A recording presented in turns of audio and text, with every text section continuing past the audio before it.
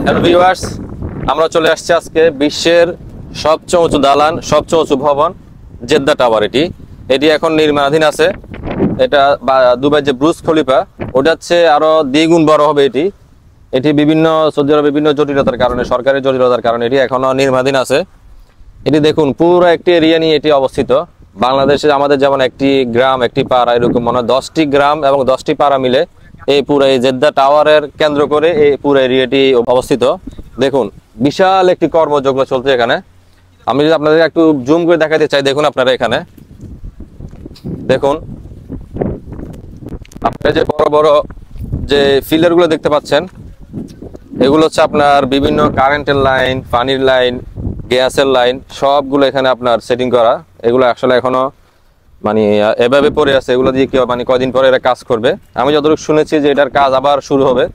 2012 সালে এটার কাজ বন্ধ হয়েছে, এখন পর্যন্ত আজকে 12 বছর, প্রায় 12 বছর পর্যন্ত এটি এভাবেই আছে। তবে এটি হওয়ার কথা ছিল আপনার খুবই তাড়াতাড়ি। এখন আমরা শুনতে পাচ্ছি যে সৌদি আরবের যে ভিশন 2030, 2030 সালে যে সৌদি আরবের যে এই ভিশন ইনশাল্লাহ এই ভিশনের আগেই এটি আপনার কমপ্লিট হয়ে যাবে, আমরা আশা করতেছি।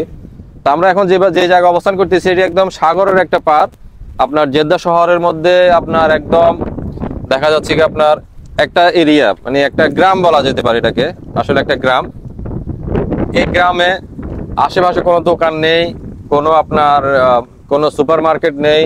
এখান থেকে যদি আপনি সুপার মার্কেটে যেতে চান, প্রায় আপনার 10-15 কিলোমিটার দূরে আপনাকে গাড়ি নিয়ে যেতে হবে। দেখুন, আমি এইটা মানে দেখাতে চাচ্ছি যে এখানে দেখুন, এখানে যে কন্টেনার আছে, কন্টেনারকে কেটে এরা এখানে বাসা তৈরি করছে, এই বাসায় ওরা থাকে।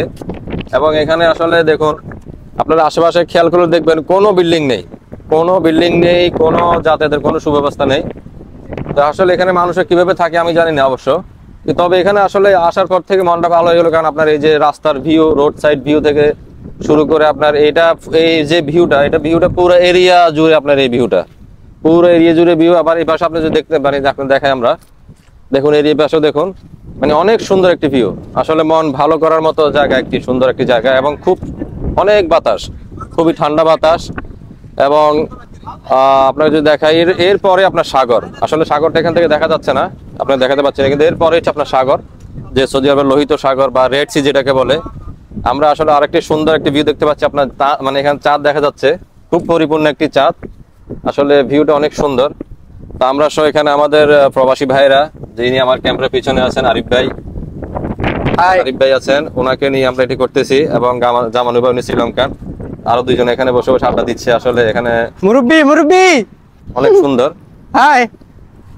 অনেক সুন্দর একটি ভিউ। এখানে আছে সুমন ভাই এবং মাসুম, কামরুল ভাই, উনি এখানে আছেন।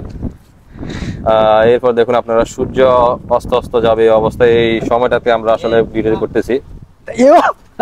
ওকে ভিউয়ার্স, ভালো থাকবেন। নেক্সট ভিডিওতে, নেক্সট কোনো ব্লগে আবার আপনার সাথে থাকবো।